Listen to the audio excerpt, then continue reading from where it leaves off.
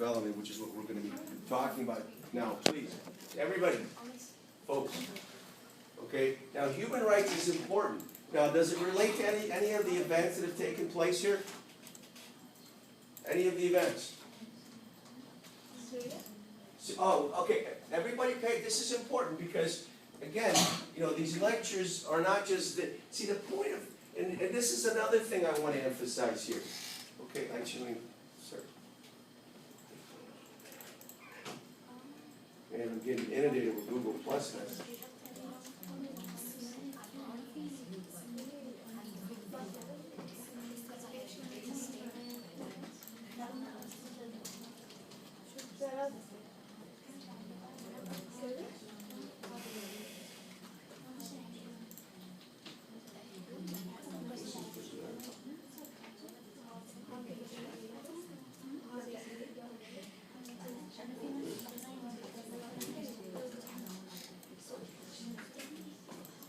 Okay, as I was saying, you know, the whole point of this exercise is here you are, ladies, please, the 10 minutes are up, we're starting the lecture now. Now, what chapter are we focusing on right now? Which is what? Human development, human rights, right? People. All right? Now, as you're playing this game, in a way, what you're doing is we've combined studying for a test and taking the test into one process, which is really something that's occurred here. Okay? So what's happening is that as you're doing this, you're also being inundated with lectures on other topics that are relevant to international relations, right? Now, what an A student does is this. Is what you do is that as you're playing the game, and if there's something that comes like an event that is relevant, right, to the game, you incorporate that event, that issue, into the game. Now, how do you do that? Well, first of all, someone mentioned Syria. What event is relevant with respect to Syria? It's the new event that was posted today. What are the Syrians accused of doing? Shooting refugees, meaning what? You have people that are fleeing Syria, and they're going into Jordan. And as they're leaving, okay, they're getting shot. Now, can Syria do that? Now, Syria can do anything it wants. But the point is can Syria do that legally? No, they can't. Why? Because of some sort of rule. Exactly. So you potentially, if you're going to make a statement of intent, you could take a statement regarding Syria that they're violating some form of treaty. So you need to do what? Find what treaty they're violating. So you would do what? In the age of information technology, all you got to do is do a Google search, and you probably would be able to find, based on there are some UN declaration that says you can't shoot innocent people. Right? They're not soldiers, right? So they are potentially in violation. Now the question, well, how would Syria respond? Now keep in mind, we're being told Syrians are doing this, right? Well, do we believe everything we read? No. Right? Maybe someone is saying that the Syrians are doing it, and it isn't the Syrians, it's someone else. But they're blaming who? The Syrians. So the Syrians would argue what?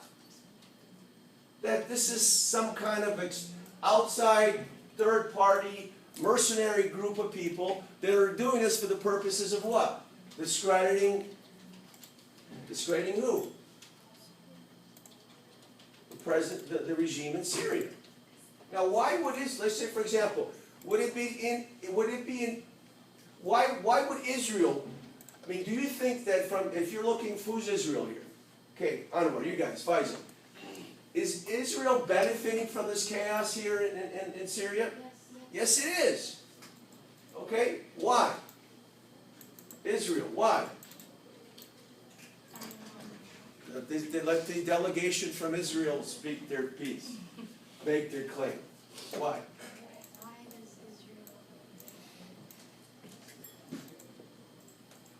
Well, you got to figure out why. An opportunity to make their lives as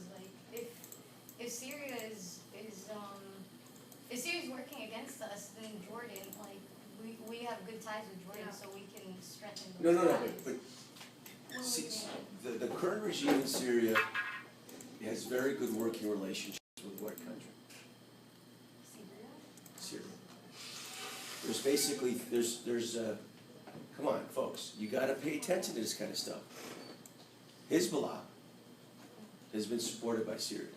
Hezbollah has been supported by Iran. Hezbollah, or Iran, has been supporting, or has made inroads into Syria. Okay? It's gonna stop. So, now, if Israel attacks Iran, what does Israel have to worry about? Hezbollah, right?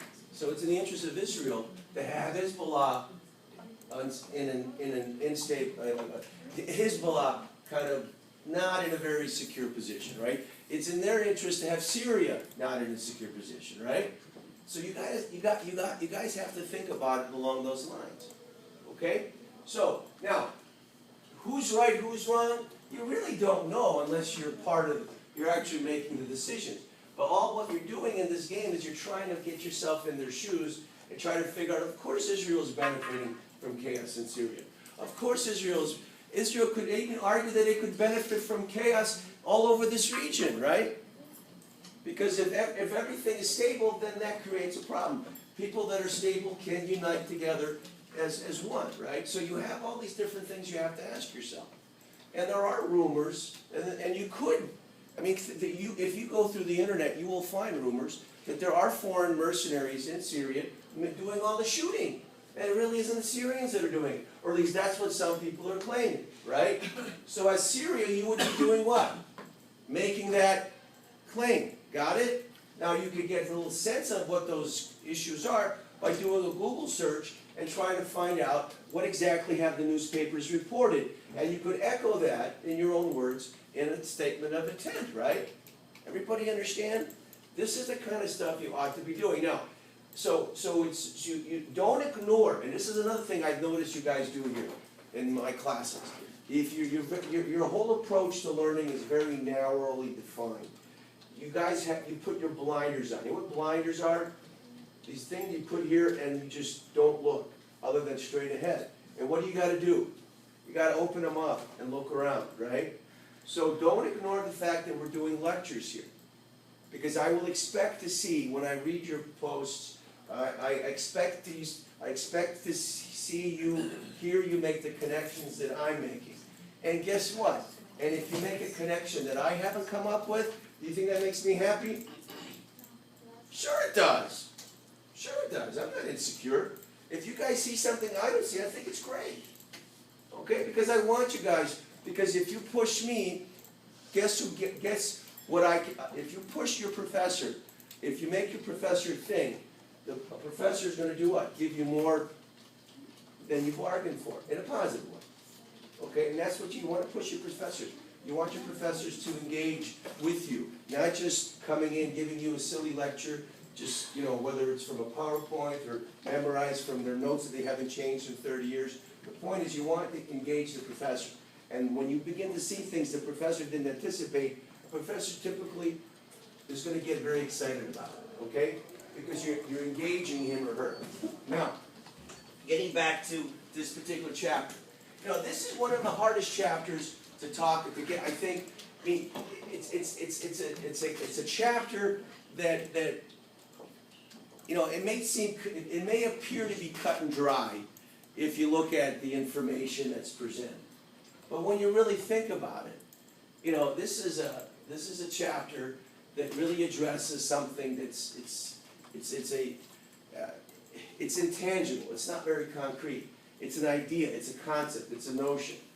And that's why I think it's very, it's not an easy thing to really get your hands over, okay?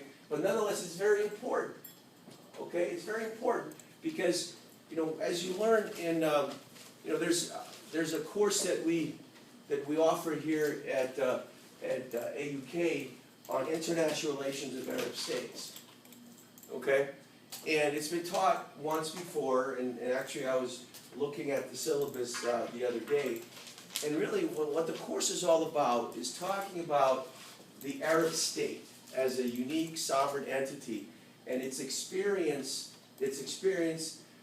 after the collapse of the Ottoman Empire, after World War I. And that is typically, when you take a look at your history, many of the countries that we have here today emerged after the collapse of the Ottoman Empire and after the end of World War I. And with that emergence came a kind of a learning process where you had, and one of the criticisms you may find, or some of the critiques you'll find in some of your classes, is that many of the borders that were drawn around the Arab world were not drawn by whom?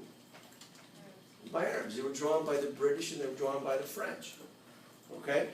And they were drawn for their interests, not your interests. Okay, when I say your, I'm speaking in terms of the Arab world. I'm not saying in terms of Kuwait. But the point is they were drawn not for the interests of the endogenous population, but rather the interests of the people outside. Okay? So, but with that came this kind of learning process, and what began to happen is nation states had to learn how to interact with each other within a international system. Okay, and this is what you're studying in this class. You're studying an international system. So when we talk about issues like human rights, we talk about